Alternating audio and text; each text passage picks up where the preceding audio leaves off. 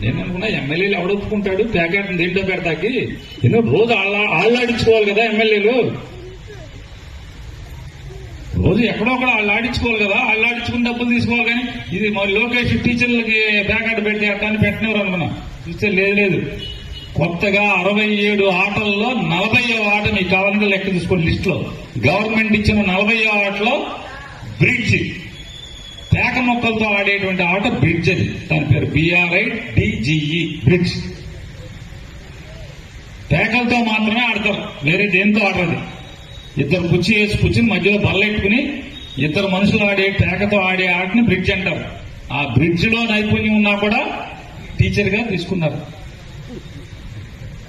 తాడు లాక్కునే ఆట, అటు ఇటు ఇద్దరు మనుషులు వచ్చిన తాడు లాక్కుంటే ఆ గీత మధ్యలో గీతకి ఎవరు తాడు దాటైతే దానికి కూడా టీచర్ పోస్ట్ ఇవ్వచ్చు. ఇట్లాంటి 67 ఆటలని ఒంగుళ్ళు, దూకుళ్ళు, ఈ బట్టి తొక్కుడు పిల్ల అన్ని పెట్టాడు. ఇవాళ ఏమంటారు, ఆ మెరిట్ లిస్ట్ మీకు ఎవరి సర్టిఫికెట్ తో పెట్టారు, ఏ ఒలింపిక్ లోనా నేషనల్ గేమ్స్ లోనా ఎవడు ఆటలు పెట్టినాడంటే చెప్పడం, ఎవడు ఏ సర్టిఫికెట్ తో ఉద్యోగం తీసుకున్నావంటే చెప్పడం, స్పోర్ట్స్ కోటాలో ఎవరికి ఇచ్చావు టీచర్ అంటే చెప్పడం. నేను ఇవాళ వెళ్ళి సమాచార హక్కు చట్టం కింద పెట్టేస్తే వెంటనే నేను బయటకు వచ్చిన గంటన్నరగా IAS ఆఫీసర్ మాట్లాడతాడు. మేము పారదర్శకంగా ఉన్నామండి, మేము జాగ్రత్తగానే ఉద్యోగాలు ఇచ్చాం.